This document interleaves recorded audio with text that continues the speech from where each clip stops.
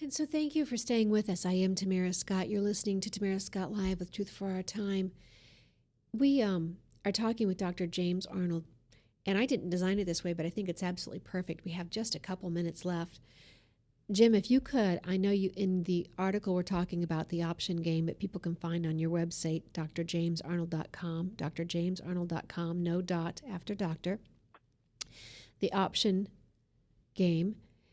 You have a couple of ideas for reforms for your own immediate action on your Georgia legislature, but these could be copied, and this is why I say I think it's perfect that people could take this little video segment, you can download it, use it, take it to your people in your state and say, what do we need to be doing in our state? How can we do this in our state? And I know in Georgia you've got Terry Sassville, you've got, I think, Meg Norris, you've got the wonderful Tanya Diddy with Concerned Women for America.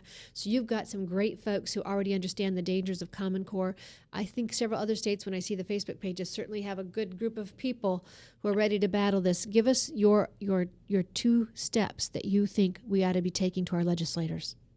Yeah, I think the first step is to find a legislator with the courage to propose a bill to allow parents the ability to opt their children out of standardized testing without having to go around through or jump through so many hoops. You know, there's a way to do it now, but you're really taking a chance that the principal and the teachers in your school are going to look on the work that your student has done favorably throughout the year, even without the standardized test score. I'd love to see some legislator with their kids in public school who would propose this and let the legislature vote on it. And I think it would tell us a lot about where their loyalties lie. I also, the legislature actually 6 or 7 years ago, decided that all Georgia schools had to choose one of 3 options. One option was called charter, and you understand charter. Sure. They're given a couple of freedoms, they call it, from legislative rules in exchange for improving test scores. Well, one of the freedoms they almost always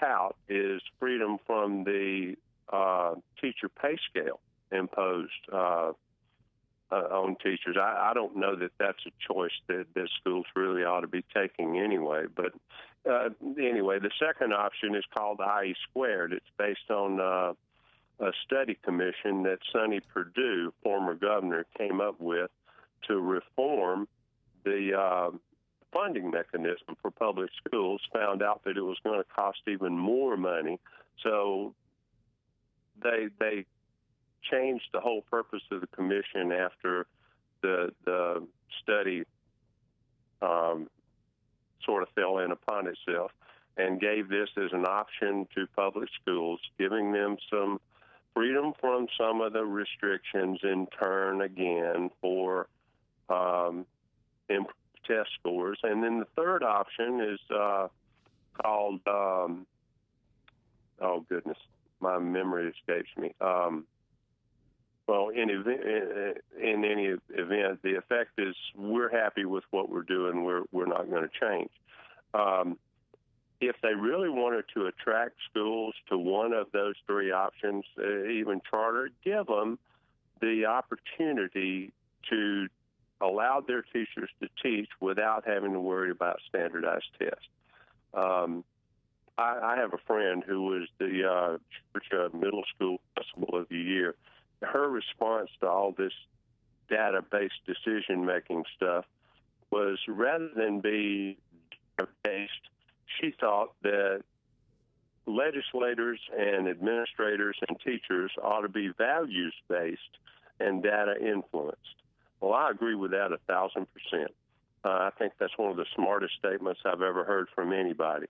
You make your decisions based on individual people and the values that you have rather than test scores impersonal test scores that really don't mean anything other than this kid tests well and this kid doesn't.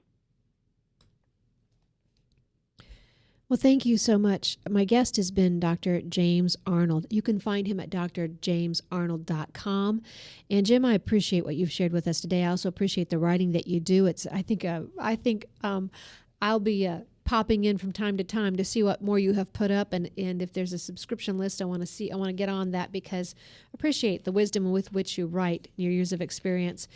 So, folks, we've given you all kinds of tools out there. We've given you the in a nutshell, what's happening in your public school.